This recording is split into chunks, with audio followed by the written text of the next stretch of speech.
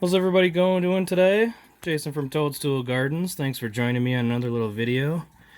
And today, I'm going to teach you guys how to grow ginger from store-bought produce. Okay, so first thing you want to do is you want to go to the store and get yourself some nice hunks of ginger. You can kind of see the difference right here, how it's cured with the skin underneath that skin. After it's cured, most of the time you're gonna have to skin some of this off to use it, but you got a big clump and you want to start out by kind of tearing it off, tearing the root into little rhizomes or sections, roughly an inch or so. I don't like to go smaller than an inch. Got a nice big chunk here. So, I mean, this is perfectly fine to plant like this, but since it has multiple ends coming off, you can see some eyes are almost starting to form already. I'm going to go ahead and break those down.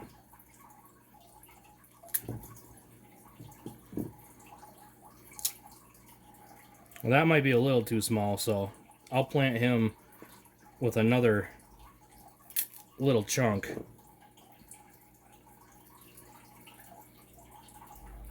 Nice looking piece. Break it right up in the small section right there. You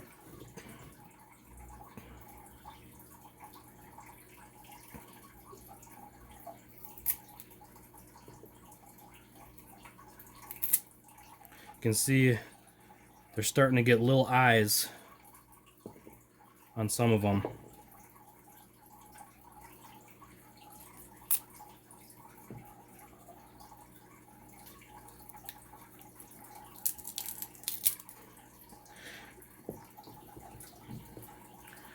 Got one more pretty good sized one right here. Break him in some smaller sections.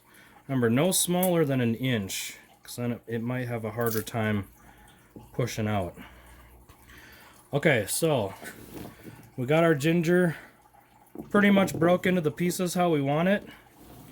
So your next step is you're going to want to get a bucket or a dish or whatever you want and put your ginger in the bucket and then basically cover it with water for 24 hours. That's what I did with these, and then I drained it. So these have been in the bucket for about 48 hours. But you can see how big those little pushes are already. These little roots, or not the root start, the plant starts right here. These buds are pushing right out. That means they are ready to go for planting. Okay. So we're going to put that pile there because that's what we're going to plant. Then we're going to put our fresh ginger that we just broke up into sections into our bucket.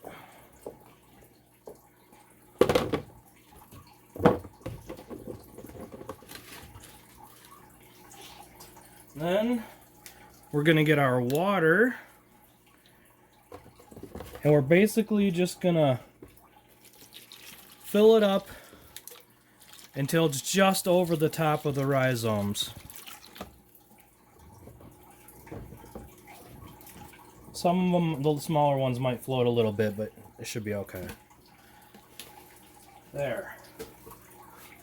That is looking pretty good. Okay, now you want them to set in that water for at least 24 hours. You can probably go, you know, maybe 30, 35 hours, but you don't want to go much more than that because then they'll start rotting. So you just leave them in your bucket. Then after they're out, I let them dry for 24 hours because that'll really start making them push those buds out. Got some really nice, healthy ones here. Now I got all my ginger from Hy-Vee. One of the reasons you soak it is just in case they put a growth inhibitor in it. A lot of times they don't have it, but all right, next step. We're going to get some little 4-inch pots.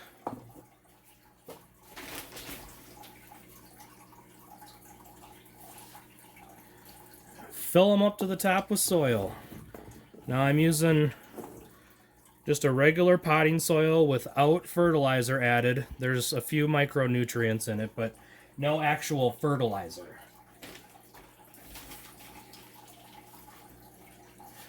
Get that guy filled up. Do a couple more here.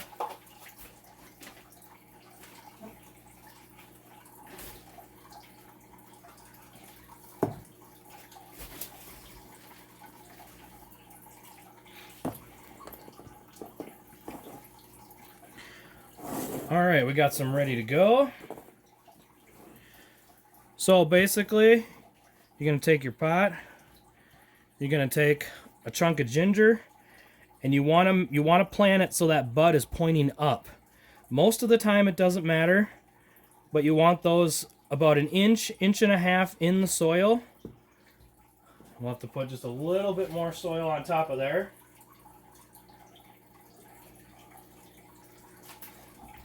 There, that one's looking good. Grab another one. It's got a nice bud on it. Shimmy him in. Firm it up. You don't want to push it down hard. Just kind of firm it up so that plant doesn't have to work very hard to get through that first layer of soil.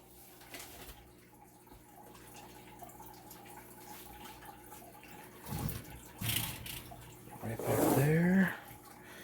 Go for a little bit bigger one. This one's got a nice bud there. Now it's also got a bud here, and it's got a bud here. So what I'm going to do, instead of planting it like this for this bud, I'm going to plant it right like that on its side, so maybe all three of these will shoot up. Most of the time with ginger, it doesn't matter which way you plant it, because the plant will go up, or will grow up. But in some cases, it'll have a little bit harder time, like this one. See, this one's actually growing upside down. Now, actually, I'm actually going to take him out right here. That's actually pushed a different chunk of the rhizome down. So we'll kind of free him up and get rid of that other chunk.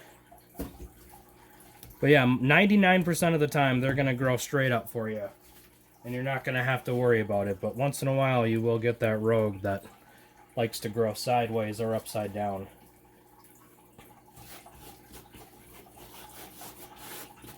Alright, do one more here. Now if you got a smaller piece like this, and it looks like it's kind of drying out, but even though it's got a couple buds on it, you want to go ahead and just put one on one side and maybe find another drier, smaller piece for the other sides. You can see this one's, it looks a little bit drier, but it still has a couple buds pushing out. So we're going to go ahead and plant both of those rhizomes in one pot. Cover them with dirt.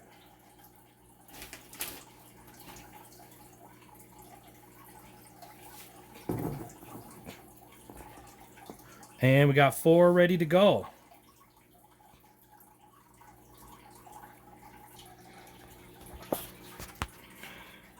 Now you can see in these were planted about 2 to 3 weeks ago, and they are just coming up. This one's about 6 inches long. You can see them pushing through the soil right there.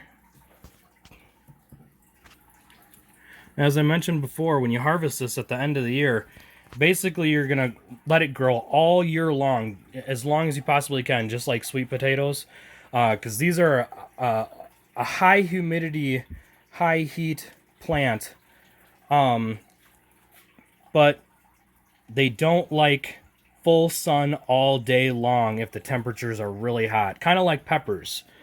If it's really, really hot out, as long as they have enough moisture, you're going to want to give them a little bit of shade in the afternoon. Even in the Minnesota summers here, I give my pepper plants and ginger shade. In like days over 90, 92, I'm going to go ahead and shade them. Now they're a little bit affected by extra water, so you don't want to overwater them. Just kind of keep them moist. Keep some air going wherever you're growing them until they go outside. full sun. I do have them on heat mats, so that's going to help warm that soil up and help warm up that rhizome a little bit to get them to start pushing out. But once your plants get a little bigger, they're going to get, I mean, depending on what kind of ginger you're growing, it's eventually going to get 2 to 3 feet tall. And ginger is super sensitive, so even if your leaves are starting to look a little burned, you know, don't worry about it. Don't get discouraged. The plant is just fine. That's how they grow, unless they're in like perfect, ideal, you know, conditions. But keep them moist. You'll have fresh ginger by the end of the year. And it's actually a lot sweeter if you use it fresh versus using it straight from the grocery store, because a lot of this it goes through the curing process, so they're going to dry it out for quite a while before it's even sent out. That's why you get this kind of tannish paper colored skin on it, versus the fresh stuff is going to look more yellow green, and it'll be a heck of a lot sweeter. And you can use it fresh. It does not require a cure time whatsoever. So make sure you soak in those pots. First couple of times watering, you might even have to add a little bit of soil on top of there. But there you go.